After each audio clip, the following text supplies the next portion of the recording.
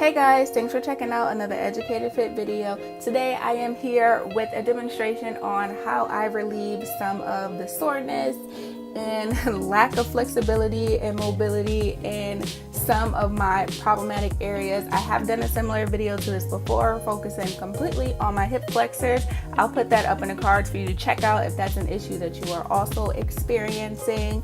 And if you would like to see more routines like this, more fitness routines, more nutrition tips just for your average person trying to get their life on track, make sure you give this video a thumbs up and subscribe. That way you won't miss the next one. Now let's get right into this routine. Now this video has been sped up for your time purposes, but you should know that I am holding each one of these stretches for at a minimum of 30 seconds. For the very first stretch, I'm going to focus on my quads, and I'm just going to do a standing quad stretch.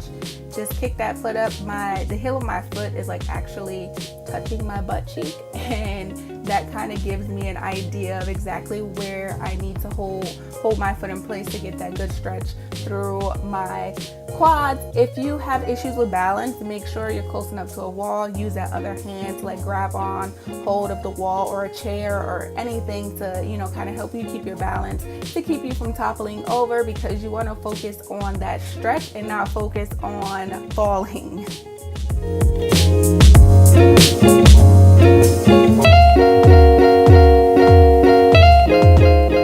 Next is a hamstring stretch, and as you can see, I have my left foot extended, toe pointing up into the air, and then my right leg, my knee is slightly bent just so that I'm not gonna hyperextend that hamstring, and it gives me a good stretch all the way through my hamstrings and all the way down through my calves as well. And again, you're gonna hold that for 30 seconds, give yourself a couple seconds to get repositioned, and then repeat it on the other leg.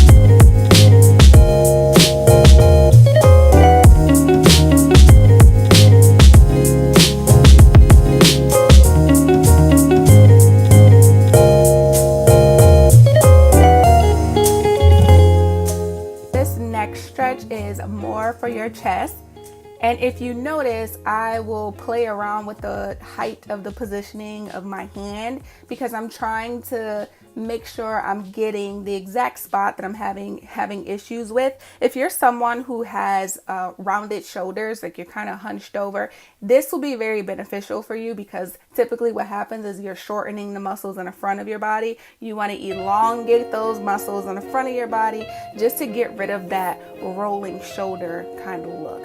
And I do three different positions. I do one position where my hand is up high, one where it's extended just straight out, and then one that is a little bit lower. And I'm just twisting my body away from the positioning of my hand really lightly, not anything too crazy. You don't want to go tearing anything.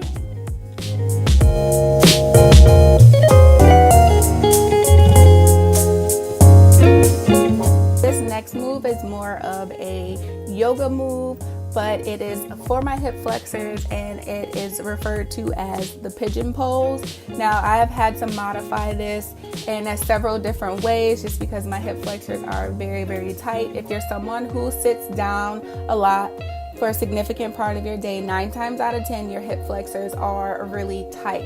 So I'm gonna do this one more time on the other leg, and you can see this one a little bit better. I'm almost sitting on the heel of the bent leg, which is my left leg, and I'm extending the right leg. And as I move my body, the upper part of my body back a little bit, I'm only going to do it slightly, you feel that stretch all the way through your hip. I'm telling you, if you got tight hips, like, this is probably one of the best stretches I've done in a very long time for this problem. Now, for this stretch, I'm going to be doing a few things. I honestly do not know what the actual term is for this stretch, but I do know that it gives me a really good stretch through my groin area. Just try not to get too scientific. And as I'm reaching out, I'm also getting a good stretch through my back, which is your lats, I guess is kind of scientific. And then I'm just gonna reach side to side just to kind of loosen it up a little bit. And that's it. For the last move, I'm going to stretch my core. The only thing I'm doing different with this move is that I'm not holding it for the solid 30 seconds. I'm holding it for about 10, lowering and then pushing back up for 10 more seconds. I noticed that this gives me a better stretch than just holding it. And then you take a nap. Perfect.